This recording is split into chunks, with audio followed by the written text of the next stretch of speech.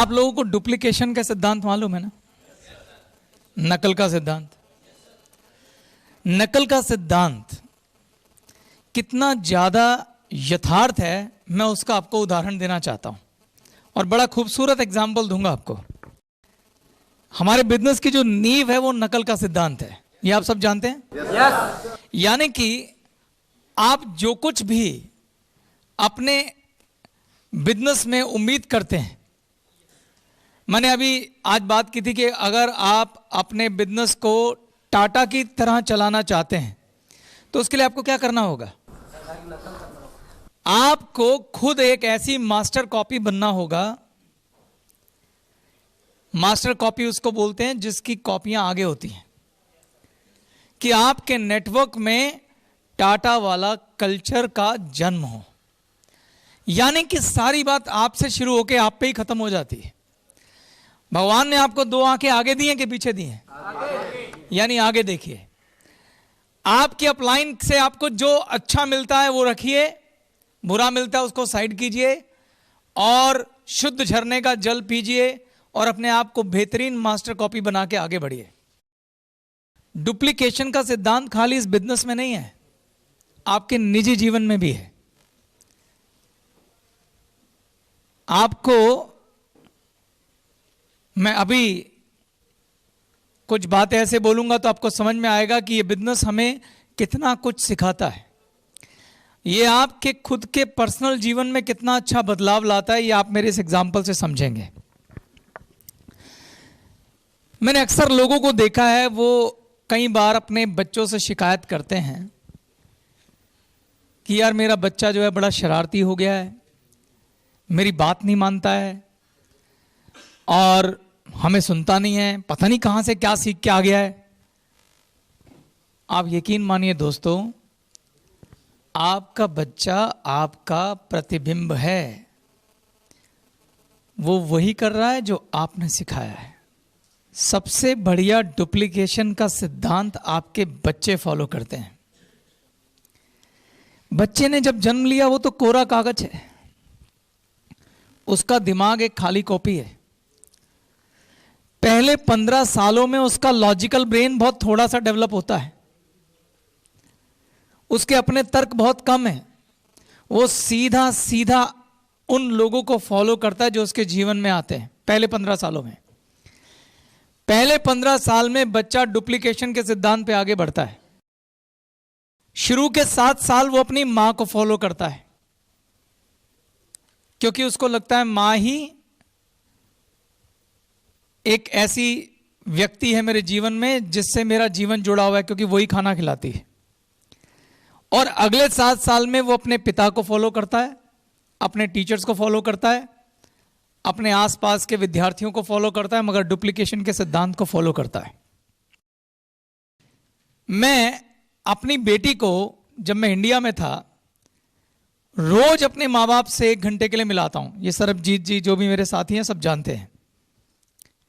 1 घंटा मैं अपने माँ बाप के घर अपनी बेटी को बिना किसी छुट्टी, बिना किसी नागा के लेके जाता था और अपने माँ बाप से उसे मिलाता था। मैं खुद भी जाता हूं, अपने माँ बाप से मिलता हूं, जाके उनके साथ पूरा एक क्वालिटी आवर्स बिताता हूं।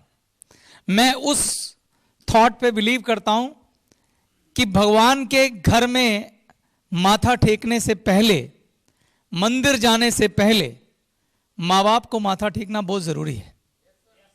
मैं उस थॉट का आदमी हूं और ये बात मैं दिल से कह रहा हूं। और मैं अपनी बेटी को भी उनके वहां लेके जाता हूं। मेरे से मेरे मित्र ने पूछा कि यार तू बड़ा महान आदमी है, तू बड़ा ही अच्छा इंसान है, तो अपनी बेटी को अपने माँ बाप से रोज 1 घंटा मिलाने के लिए ले जाता है। मैंने कहा नहीं भाई, मैं महान आदमी नहीं हूं, मैं थोड़ा स्वार्थी हूं।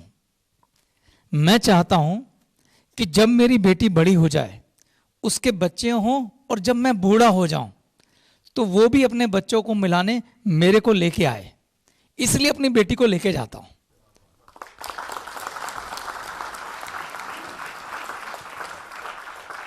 मेरे माँ बाप को मैं मिलने जाऊं, मेरी जिम्मेदारी पूरी होती है, वहां तक मानता ठीक, लेकिन अपने बच्चे को मैं मिलाने ले जाता हूं वहां मैं स्वार्थी हूं, वहां मैं चाहता हूं। और दोस्तों, हमारे देश में इन्हीं को संस्कार कहते हैं। आपने सुना है, action have more sound than speaking.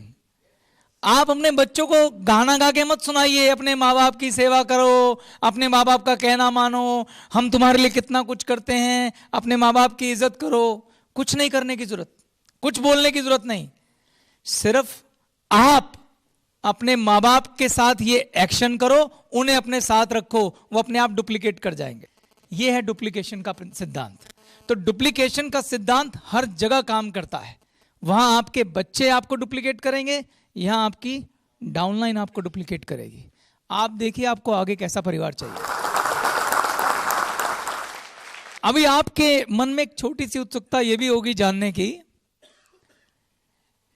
कि मैंने बात यहां से शुरू की थी कि जब तक मैं इंडिया में था, अब मैं इंडिया में नहीं हूं, मेरे माँ बाप इंडिया में रहते हैं। अब मैं क्या करता हूं वो आपको मैं नहीं बताऊंगा।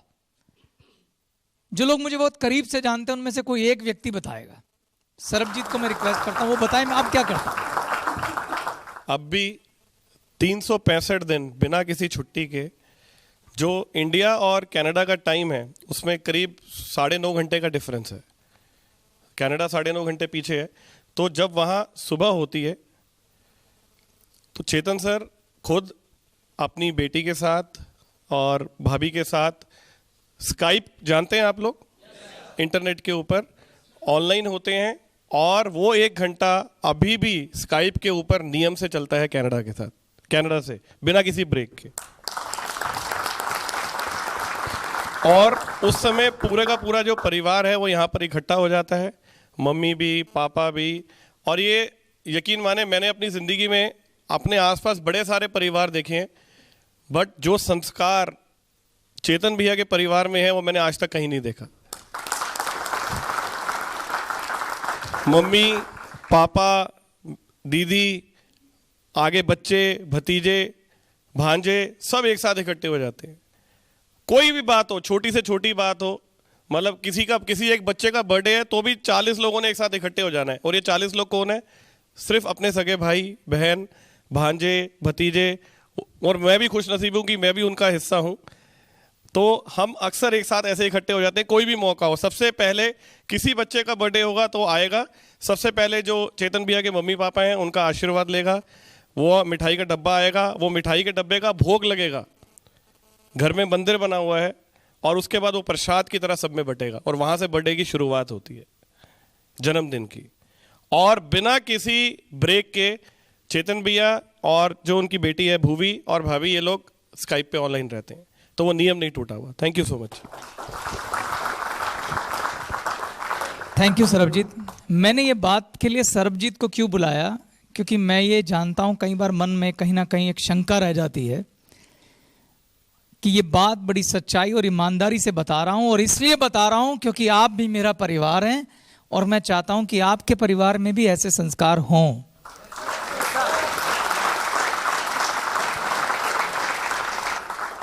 डुप्लीकेशन के सिद्धांत को अपने परिवार में भी लेके जाइए।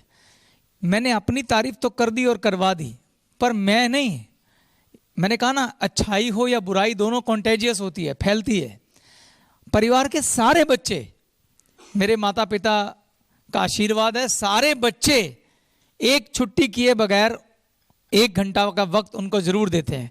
अब इमेजिन करिए यार, जब हम लोग बूढ़े हो जाएंगे, जब हम रिटायर होंगे, किस चीज की आकांक्षा होगी हमें, किस चीज की इच्छा होगी हमें? बस बच्चे आए, 10 मिनट बैठ जाएं, बात कर लें, यही होगी ना। मैंने एक लाइन लिखी थी कि तुम्हारे सामर्थ्य में जो भी हो दूसरों के लिए करो। वो तो अपने हैं। मेरे से कनाडा में मेरे सामर्थ्य में क्या हो सकता था? मैंने कहा स्काइप पे ही बात करूंगा, पर 1 घंटा करूंगा। एक भी छुट्टी किए बगैर मैंने अपने घर पे टीवी लगवाया जिसमें स्काइप होता है, उसमें कैमरा है, ऑटोमेटिकली ऑन होता है। मैं उधर से कनाडा से बात करता हूं। मेरी बेटी स्कूल जाने से पहले मेरे मम्मी पापा से बात करती है, तब वो स्कूल जाती है, नहीं तो स्कूल नहीं जा सकती। तो मैं ये कहता हूं कि कल इसका 10% भी वो मेरे साथ करेगी तो मुझे अच्छा लगेगा। हम अपनी बारी तो कुछ करते नहीं है और बच्चों से उम्मीदें लगा लेते हैं, फिर कहते हैं दुख ही दुख, बच्चे नालायक निकल गए। तो डुप्लीकेशन का सिद्धांत बड़ा ताकतवर है। अपने नेटवर्क की बात करो या अपने परिवार की बात करो, जैसा बीज बोओगे वैसा मीठा फल निकलेगा। अपने बीज के ऊपर गौर करो, अपनी मास्टर कॉपी के ऊपर गौर करो, दाएं बाएं देखना बंद करो। तुम देखो तुम्हें कैसा भविष्य चाहिए, उसके हिसाब से अपनी मास्टर कॉपी तैयार करो। तुम जो गुण अपने डिस्ट्रीब्यूटर में देखना चाहते हो कि मेरे डिस्ट्रीब्यूटर्स में ये गुण ये गुण ये गुण ये गुण होना चाहिए, मेरा डिस्ट्रीब्यूटर हर महीने रिटेलिंग करे, ईमानदारी से करे, कस्टमर के साथ लॉयल्टी बनाए, इतना बिजनेस करे, एजुकेशन करे, क्लासेस करे, सच्चाई बोले, अपलाइन की इज्जत करे, वो सारी चीजें अपने अंदर ले आइए, वो अपने आप करेंगे। सिखाओ मत, बोल के मत सिखाओ।